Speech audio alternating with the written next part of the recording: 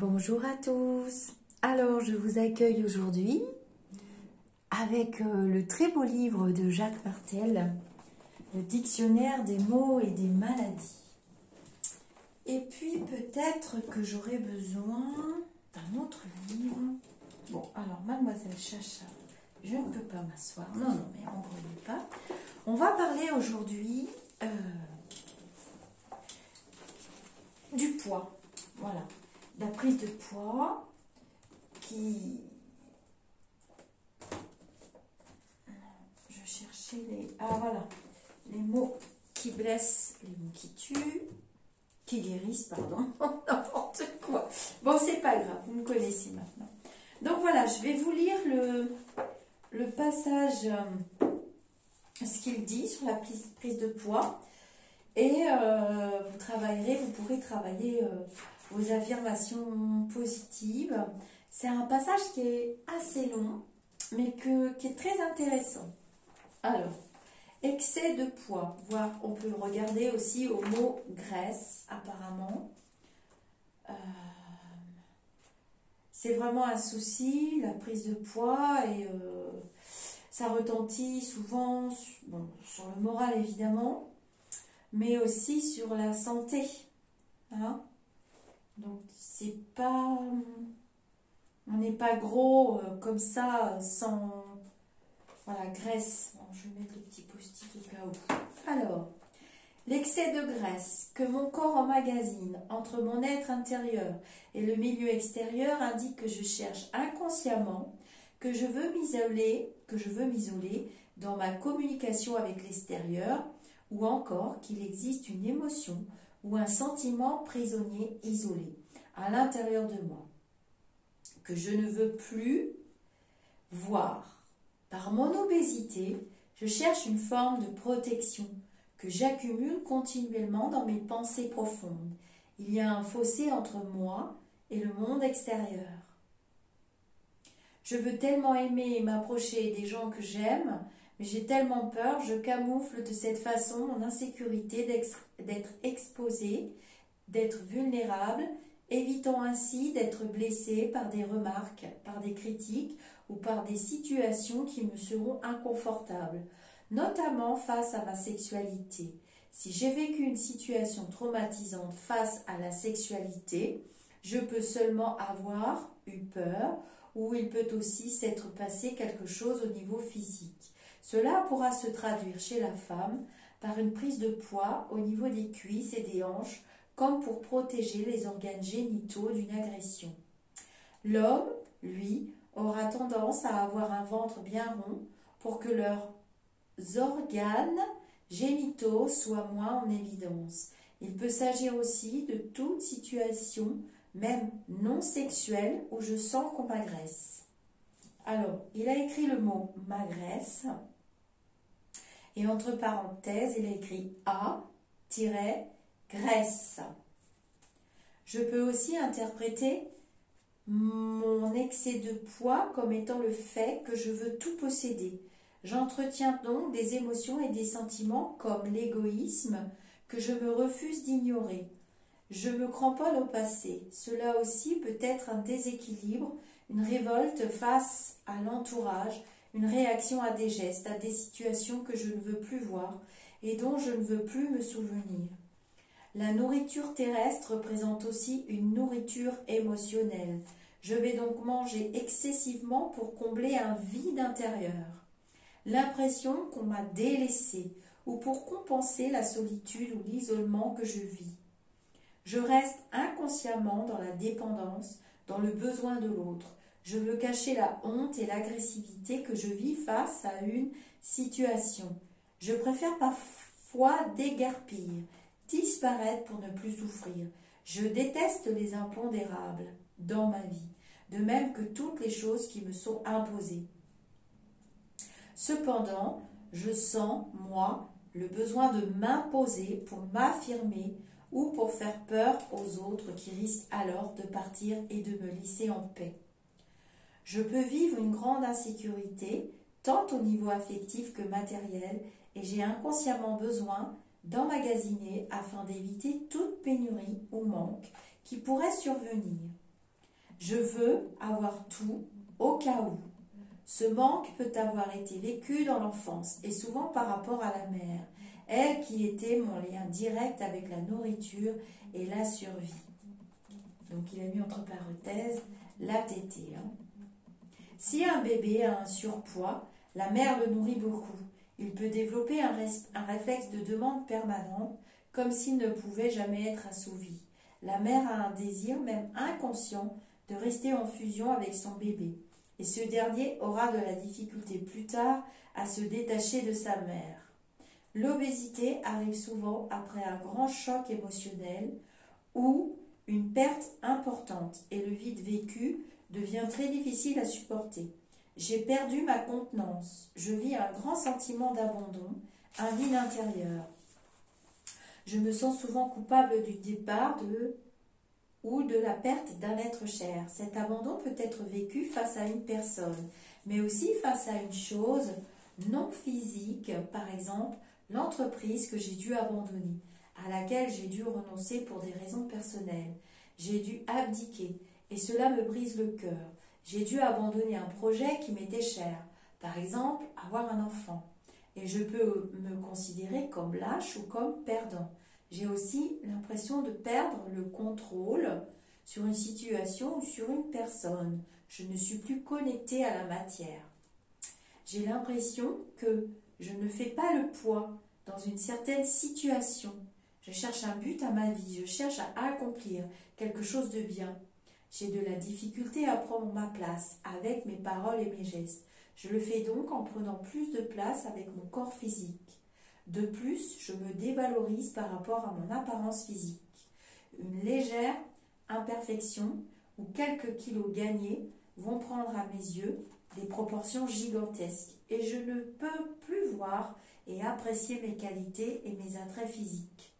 Si je concentre toute mon attention sur ce qui est disgracieux, mon corps se mettra à réagir en ajoutant encore et davantage de poids pour me faire réaliser à quel point je suis dur envers moi-même et à quel point je me détruis. Simplement par mes pensées négatives. Le fait d'effectuer des exercices et de faire une diète ne sera pas suffisant pour maigrir, car je dois prendre conscience de la vraie source de mon excès de poids, qui résulte habituellement d'une situation d'abandon. Que je sois un enfant ou un adulte, je prends conscience que je me rejette moi-même. Je peux avoir l'impression de me sentir limitée par rapport à différents aspects de ma vie ou à ce que je veux réaliser. Ce sentiment de limitation fait que mon corps prend de l'expansion et absorbera un surplus de poids. Si je suis une personne qui accumule des pensées, des émotions ou des choses, mon corps accumulera lui aussi, mais sous forme de graisse. Je dois me demander quels sont les bénéfices que je retire du fait d'avoir un surplus de poids. Quelles sont les activités que je peux ainsi éviter parce qu'elles me font peur. Quelles sont les personnes de qui je reste éloignée? Ai-je l'impression d'avoir moins le contrôle ou moins de pouvoir dans certains domaines de ma vie? Et cela est-il bien ainsi? Car cela implique que j'ai moins de responsabilités et que je peux moins m'investir personnellement. Un autre aspect très important à prendre en considération est: quel est le danger qui me guette si j'atteins mon poids idéal? Un exemple peut être une femme qui, une fois avoir perdu du poids, sera plus attirante aux yeux des hommes et sera placée dans des situations où elle devra fréquemment dire non aux avances faites par ces derniers. Elle pourra ainsi se sentir en danger de perdre sa liberté, son espace. Elle devra apprendre à s'affirmer, ce qui peut être très difficile dans certains cas. Le fait d'être attrayante peut aussi réveiller le stéréotype. Beau corps, mais rien dans la tête, d'où la peur qu'on ne me trouve pas intelligente. Donc, si mon cerveau a détecté un danger face au fait de perdre du poids et d'avoir une belle silhouette, dès que mon corps est dans une situation où il est sur le point d'aller puiser dans ses réserves de gras, un signal d'alarme est lancé afin de neutraliser ce besoin. Je peux sentir une baisse d'énergie significative, car tous les efforts de mon corps sont déployés afin de garder mon poids stable ou même à l'augmenter si nécessaire. Mon corps résiste, tout comme moi dans certaines situations de ma vie. Le poids est souvent relié à la notion de force. Une personne avec un surpoids est appelée communément une personne forte ou de forte taille. Ai-je l'impression que je dois être fort pour survivre ou réussir dans la vie? Dois-je être plus imposant physiquement pour pouvoir être en mesure de m'imposer dans mes relations et faire fuir les prédateurs? Est-ce ma façon d'agir pour que les gens me voient, me repèrent facilement? Sinon, je passerai inaperçu. Est-ce que je fais le contrepoids dans une situation qui semble désavantageuse pour une des parties? Ou peut-être je ne fais pas le poids dans une certaine situation. Si la raison de mon surpoids est due à un métabolisme lent, mon insécurité me rend trop prudent, ce qui m'empêche de passer à l'action. Alors, le petit texte à écrire, des affirmations positives. J'accepte, avec le cœur, d'exprimer mes émotions, de reconnaître ma valeur et toutes mes possibilités. Je sais maintenant que tout vide que j'ai l'impression de vivre dans ma vie peut être rempli par l'amour et des sentiments positifs envers moi-même. Par mon acceptation de moi-même et des autres et avec l'amour dont je m'entoure, je me libère donc de cette peine et de ce besoin de protection. Alors, on va quand même regarder graisse, embonpoint, obésité.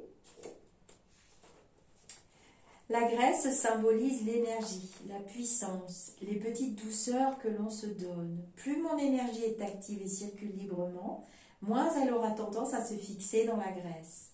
Plus je suis lourd, plus j'ai de difficultés à bouger, donc à utiliser mon énergie, laquelle correspond à mes émotions, à ma créativité.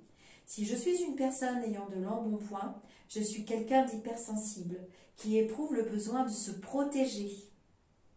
Ce besoin de me protéger se retrouve principalement au niveau du 2e chakra, celui de la sexualité, et du 3e chakra, celui des émotions. Alors, les chakras, on part du chakra racine, 1, 2, 3. Là, on arrive au chakra du cœur. Donc là, il ne parle pas du chakra du cœur, il parle du 2e, donc voilà, celui qui est relié à la sexualité, et du 3e chakra, les émotions, c'est ici. Les émotions et les idées sont accumulées et s'ajoutent les unes aux autres, comme les kilos s'accumulent dans mon corps. Les hommes semblent avoir besoin de se protéger davantage sur ce plan-là. L'obésité est souvent l'expression d'une insécurité ou d'un manque sur le plan affectif. On attend quelque chose qui n'arrive pas et on cherche à la mauvaise place, ce qui amène une insatisfaction ou une frustration qui me fait gonfler. J'ai besoin d'amour et en même temps je m'en méfie. Je peux avoir été agressée, donc A-graisse-et, physiquement ou psychologiquement, et cela m'amène à vivre de l'agressivité. A-graisse-éviter.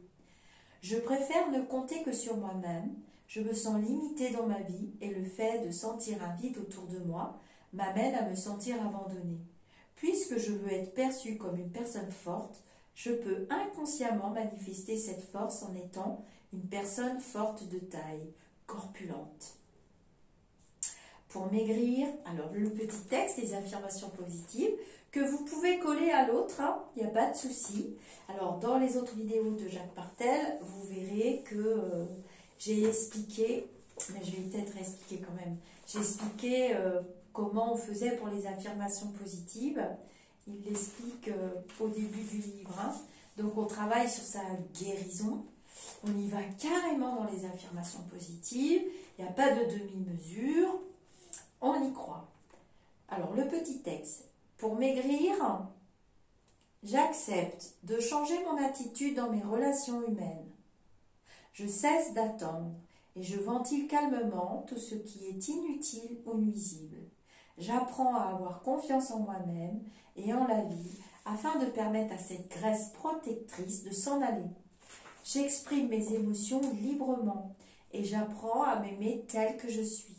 J'accepte d'aller de l'avant dans ma vie en cessant de m'en faire pour ce que les autres vont dire ou penser de moi.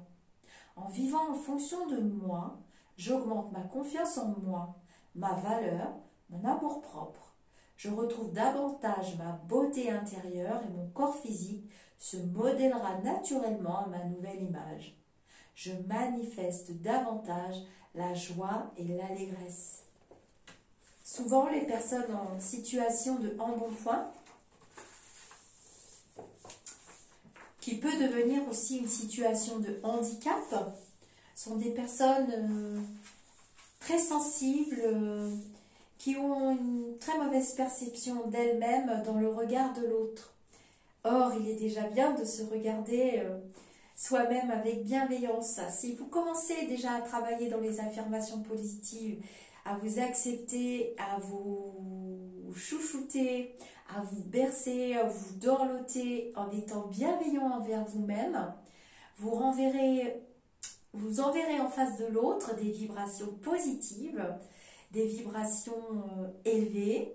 Vous élèverez donc votre taux vibratoire qui vous amènera à briller, à devenir beaucoup plus lumineux ou lumineuse, et qui, dans le regard de l'autre, l'autre posera un regard sur vous différent déjà. Après, tout le monde n'est pas prédestiné à rentrer dans des moules, à être mince, à faire 1m70, à rentrer dans du 36. Ça, c'est les dictates de la mode. Hein. Et ça a fait beaucoup de dégâts ces 30 dernières années, surtout. Hein. Je trouve plus jolie une personne qui a quand même quelques rondeurs qu'une personne qui est quand même très maigre. Il y a des personnes qui sont très maigres, cependant, ce n'est pas de leur faute. Il faut essayer d'être dans un jugement neutre et d'être plutôt dans des équilibres. Voilà. Donc, quand je vous dis de travailler les affirmations positives avec le cœur, c'est dans la préface. Hein, prendre conscience de qui je suis et de ce que je suis en train de devenir est toujours très excitant. Quand ce que je découvre de moi-même et face aux autres est beau et positif, qu'en est-il lorsque les découvertes qui résultent d'un cheminement personnel, quel qu'il soit, m'amènent à voir des facettes cachées de ma personne, impliquant la nécessité que je devienne consciente des malaises et des maladies qui m'ont touchée et qui auraient probablement pris place à l'intérieur de mon corps. Eh bien, c'est ce qui s'est passé tout au long de ces 2 dernières années. Lorsque j'ai réalisé que les maladies s'étaient subtilement installées à cause d'émotions mal gérées et qu'en apprenant à réharmoniser ce tourbillon d'émotions de toutes sortes qui m'habitaient, je pouvais avoir le pouvoir de guérison sur n'importe quel malaise ou n'importe quelle maladie que j'avais laissé s'installer en roi et mettre dans mon temple de chair. Voilà. Bien sûr, la responsabilité que j'ai accepté de reprendre face à ma santé a été un long processus d'introspection et de remise en question de mes valeurs et surtout m'a apporté la certitude que j'ai le pouvoir de me guérir. Donc voilà, il faut participer pleinement à son envie de changer, d'évoluer, d'être la belle personne que vous avez envie d'être. Mais si vous êtes malheureux en situation de surpoids, en situation de poids excédent, et que ça vous amène vers des douleurs articulaires, des maladies qui peuvent être liées au diabète, des troubles psychologiques, un repli sur soi, une non-acceptation de cet état et qui vous rend malheureux, il est bon quand même d'enchaîner quand même un travail psychologique en profondeur, voire de vous offrir un très beau cadeau sous forme de psychothérapie, tout en faisant appel à des techniques bien entendu parallèles, parce que j'ai constaté ces dernières années, maintenant on a suffisamment de recul sur les opérations type bypass et puis sleeve et autres, pour s'apercevoir que la plupart du temps, la personne reprend du poids. la personne reprend du poids et j'ai observé ce fonctionnement au fil des années. Et du coup, la personne se désole parce que, bon, déjà son appareil digestif est quand même grandement modifié. Et en fait, elle reprend du poids parce que s'installent de plus mauvaises manies, de plus mauvaises habitudes pernicieuses, insidieuses qui s'installent tranquillement et en fait, ne pouvant plus faire de gros repas ou de grosses quantités, eh bien la personne va manger toute la journée. Alors, ça peut être sous forme de liquide, des jus de fruits, du coca, des jus de fruits ou autre, alors que bon, quand on fait ce type de démarche au départ, bien sûr il y a l'aide médicale, hein, évidemment, mais aide-toi, le ciel t'aidera aussi. Et j'ai remarqué que souvent, les personnes perdent espoir et reperdent du poids et se retrouvent dans une plus grande souffrance puisque la souffrance est décuplée du fait de la culpabilité et puis il n'y a plus de recours à d'autres solutions. Et souvent, je sais qu'il y a un aspect thérapeutique psychologique avant la prise en charge, avant l'exécution du geste chirurgical, mais souvent les personnes ne continuent pas après. Et c'est le après qui me semble très important parce que maintenant on a suffisamment de recul.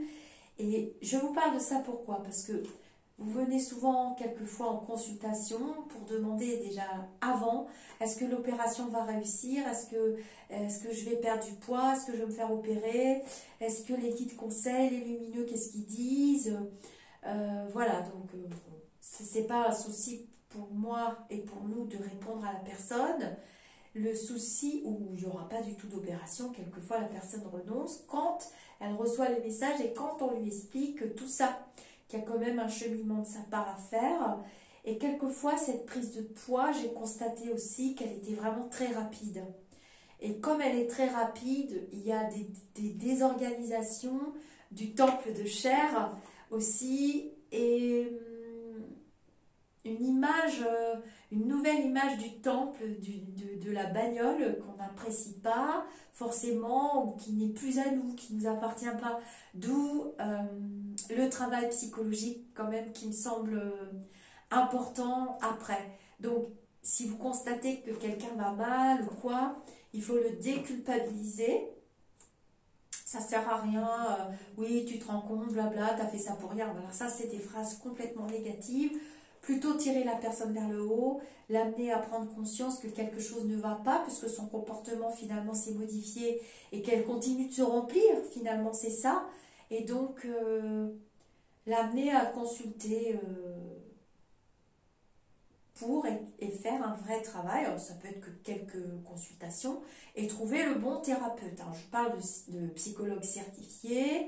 Bien entendu, il y a de très bons professionnels type hypnose, sophrologie ou autre, évidemment. Mais, comme je dis toujours,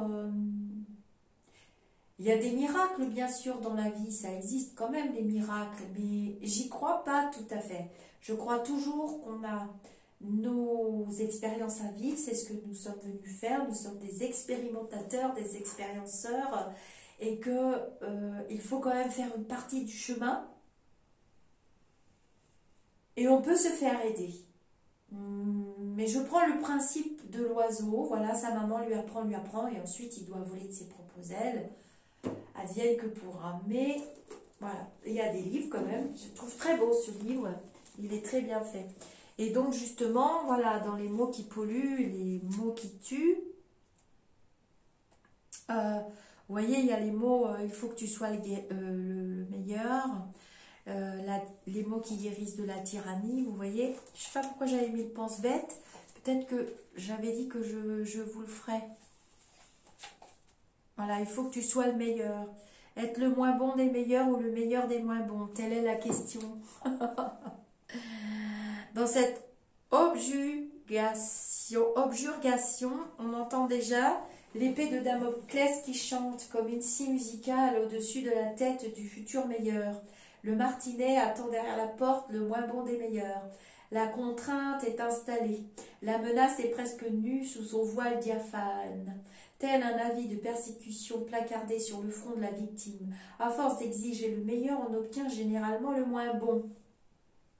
J'ai bien connu autrefois un père qui exigeait de son fils qu'il soit le meilleur de la classe en tout. Un prix d'excellence, hors, polytechnique ou centrale, point de salut. 35 heures de cours et 30 heures de travail perso par semaine. Un horaire de forçat non syndiqué. Le jeune homme a craqué. Il a avalé un tube de somnifère pendant que ses parents étaient au spectacle. Son cœur a cessé de battre avant qu'il ne rentre à la maison. Il laissait une lettre accusant son père de harcèlement et sa mère de cruauté mentale. Il s'agit bien entendu d'un cas extrême, mais qui illustre les accidents possibles auxquels les parents tyrans peuvent aboutir à force d'exigence. Les mots qui guérissent de la tyrannie. L'exigence qui vise à l'excellence est une forme vicieuse de persécution qui ne dit pas son nom. Tous les enfants qui s'investissent dans le domaine sportif, artistique ou scientifique sont cornaqués par des parents coachs narcissiques et profondément égocentriques qui se servent de leurs héritiers pour accomplir leurs propres rêves inachevés. Si l'enfant réussit, c'est-à-dire qu'il fait partie de la minuscule minorité des miraculés. Les parents pourront s'enorgueillir de sa victoire, mais dans la grande majorité des cas, le rêve des parents s'écrase en flammes.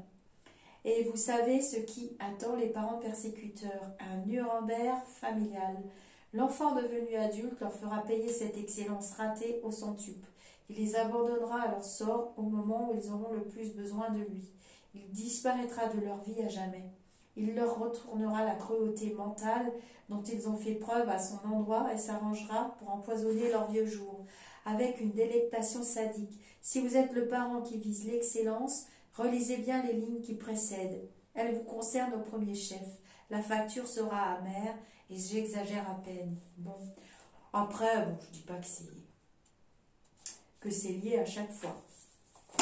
Voilà, je vous souhaite le meilleur. On va se dire un beau namasté avec cet instant de lecture. Et à très bientôt.